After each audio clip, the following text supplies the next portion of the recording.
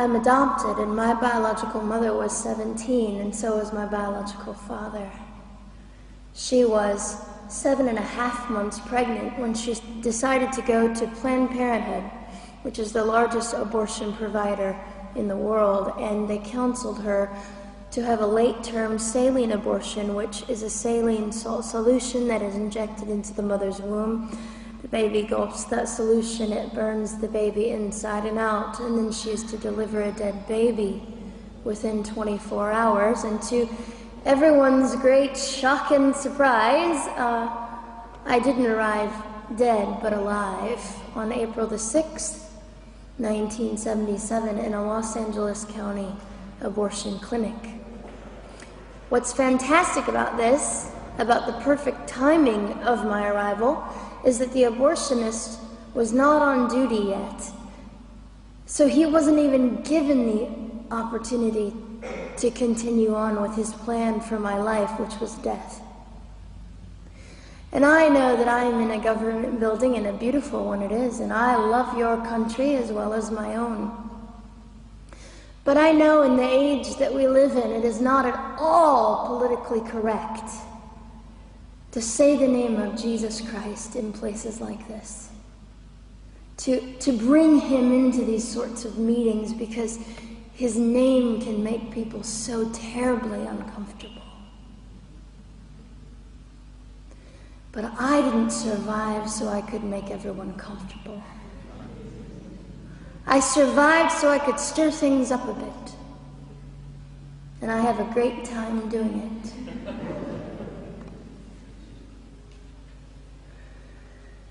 And so I was delivered alive, as I've already said, after 18 hours. I should be blind, I should be burned, I should be dead. And yet I'm not. You know what is fantastic vindication is the fact that the abortionist had to sign my birth certificate. So I know who he is. And it also says, for any skeptic listening, on my medical records, born during saline abortion. Ha! They didn't win. I've done some research on the man that performed the abortion on me. And his clinics are the largest chain of clinics in the United States of America, and they gross $70 million a year. I read a quote from him at some point several years ago, and he said, "I have aborted over 1 million babies, and I consider it my passion." I tell you these things because, listen, ladies and gentlemen, we are in an interesting battle, whether we realize it or not, in this world. It is a battle between life and death. What side are you on?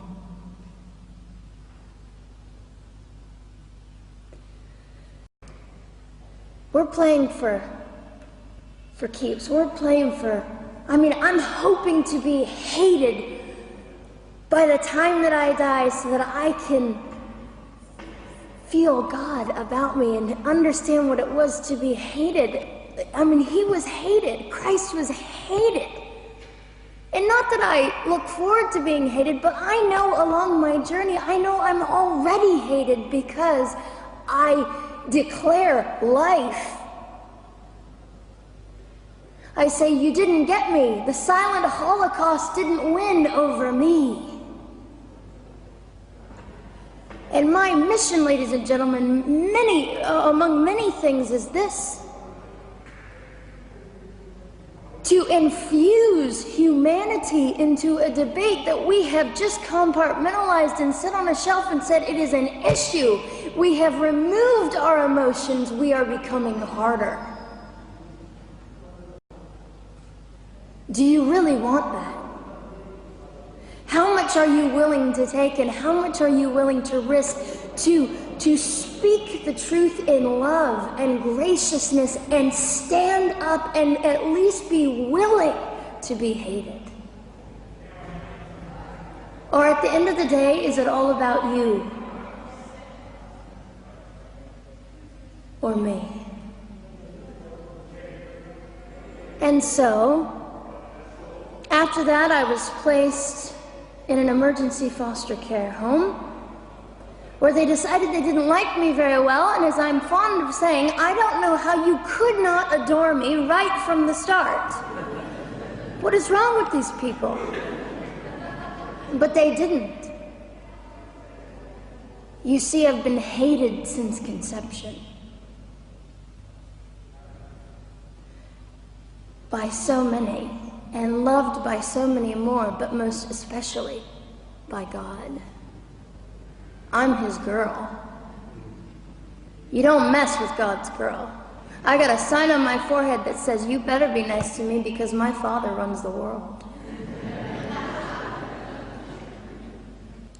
So after I was placed in the mean home, I was taken out of the mean home and placed into another home, a beautiful home, Penny's home. And she said by this time I was 17 months old, 32 pounds of dead weight, and diagnosed with what I considered to be the gift of cerebral palsy, which was caused directly by the lack of oxygen to my brain while I was trying to survive.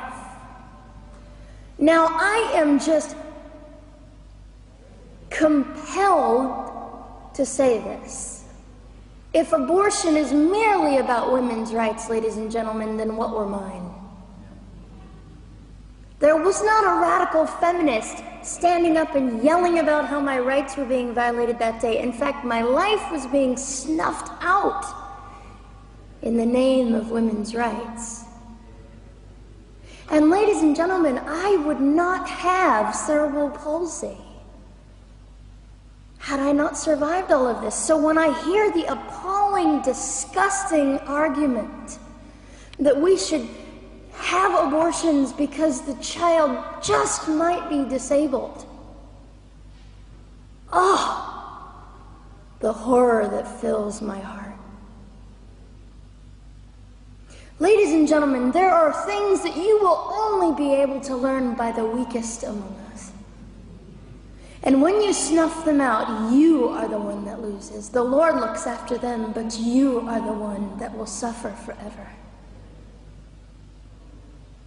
And what arrogance, what absolute arrogance, and it has been an argument for so long in this human place that we live, that the stronger should dominate the weaker, should determine who lives or dies. The arrogance of that, don't you realize that you cannot make your own heart beat? Don't you realize that all the power that you think you possess, you really possess none of it? It is the mercy of God that sustains you, even when you hate him.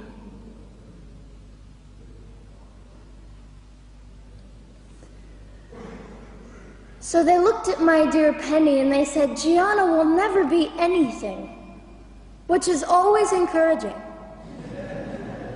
And she decided to ignore them, and she worked with me 3 times a day, and I began to hold up my head, and they said, well, Gianna will never this and never that. Long story shorter, I was walking by the age of 3.5 with a walker and leg braces, and I stand up here today with a mild little limp and without a walker and leg braces.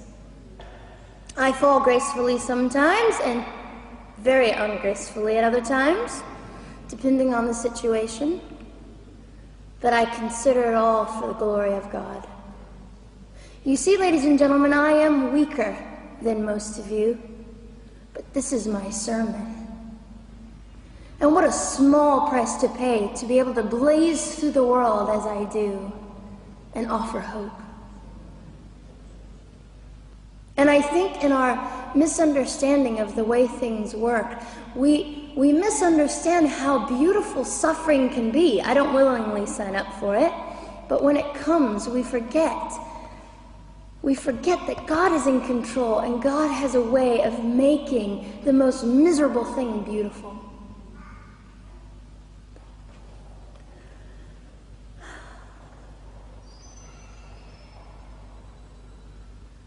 have met my biological mother. I have forgiven my biological mother. I am a Christian.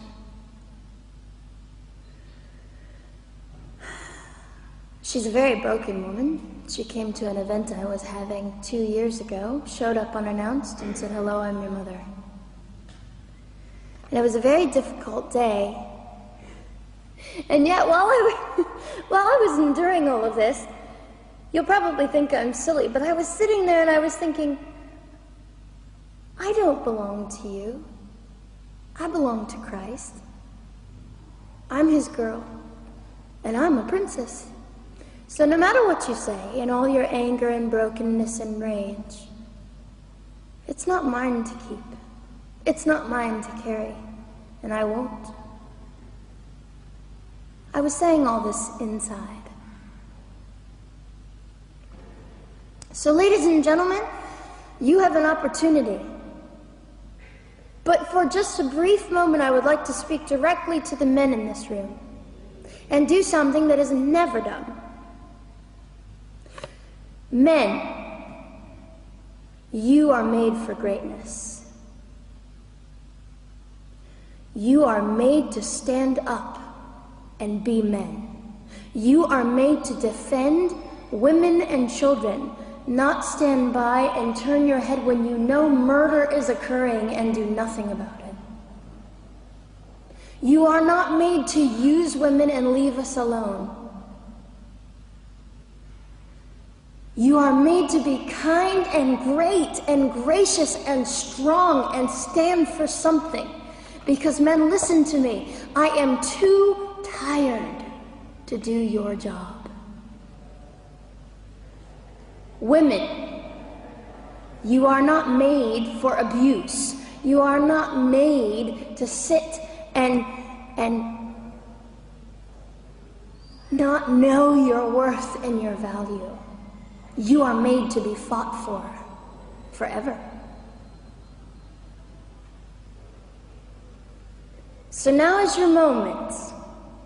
What sort of people are you going to be? I trust incredible.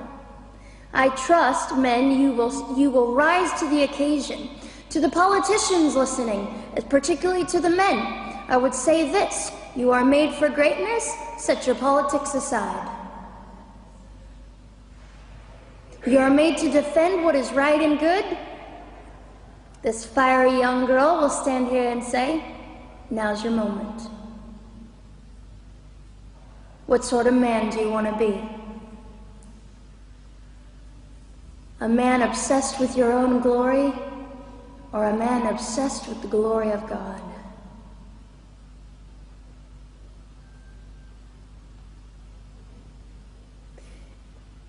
It's time to take a stand, Victoria. This is your hour. God will assist you. God will be with you. You have the opportunity to glorify and honor God in 2008. I'll just end with this. Some of you might be slightly annoyed that all I keep doing is talking about God and Jesus.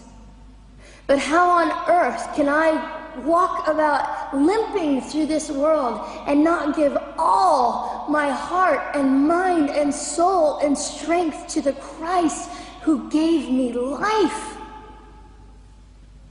So if you think I'm a fool, it's just another jewel in my crown. My whole intent in living here is to make God smile. I hope some of this made sense. It just came from my heart. God bless and keep you.